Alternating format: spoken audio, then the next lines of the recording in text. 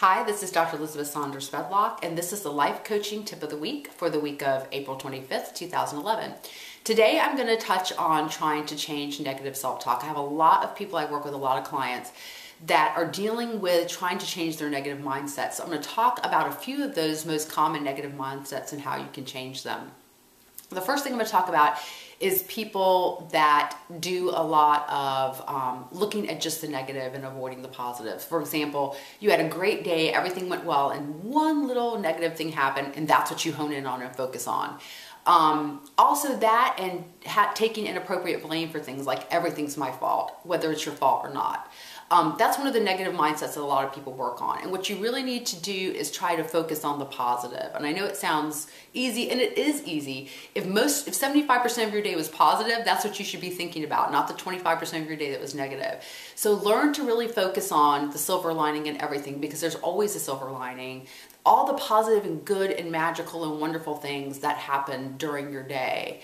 And also really try to avoid blaming yourself for things that aren't your fault. Most things are not your fault. When things are really your fault and you feel guilt, your subconscious will tell you, oh, I didn't do something. Trust your gut instead of thinking that everything's your fault. And if something is your fault, take responsibility. But usually it's not.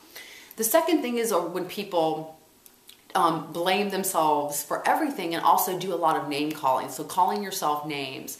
For example, something gets canceled, a date with friends, and you decide that it was because of you, because no one wants to hang out with you, because you're boring and you're unattractive and you're just a dud.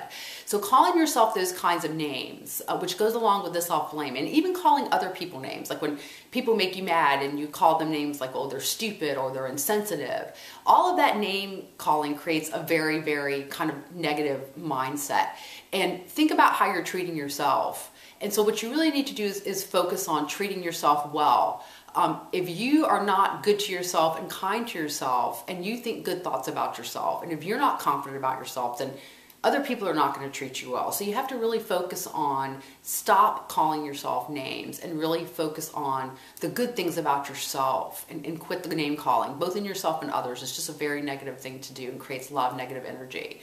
Another thing people tend to do is catastrophize, which means everything that could go wrong is going to go wrong, and that's what they think all the time. So if someone's having minor surgery, something's going to go wrong, they're going to die. If somebody's on a plane and there's a little bit of turbulence, the plane's going down. If someone's late for a meeting or late for a day, they don't really like me, they don't want to show up. So everything becomes a catastrophe. So how to deal with that is really try to look for the fact that the world doesn't revolve around you. When you catastrophize, you think, oh, the world revolves around me and everything is kind of controlled by me and everything that could go wrong can't go wrong, it's all my fault. All that stuff, you have to realize the world doesn't revolve around you. You can't control everything.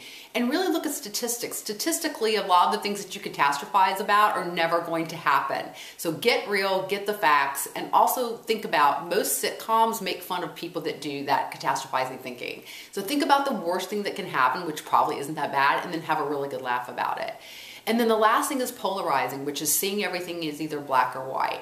So if I'm not perfect, I must be awful, and there's no in between. I think we know a lot of people like that. Like, I have to look perfect, everything at work has to be perfect, this project has to be completely perfect, and if one thing goes wrong, oh, it's all trash, let's just throw it away. I can't be angry and love somebody at the same time. I can't be scared and move forward at the same time. And that's completely not true. You have to really strive for balance, and you have to realize that life isn't lived in black or white. All of life is lived in the gray area. And you have to learn how to balance and live in the gray area. And living in the gray area is actually exciting, because you can be afraid and still move forward. You can get in a fight with someone and they will still be your friend. You can make one mistake at work and still be a really good employee and keep your job. Life doesn't work in the black and white. Most of the stuff is worked out in the gray area. So keep remembering to have that balance in your life. Thanks for joining me today. I'll be back next week with another life coaching tip of the week.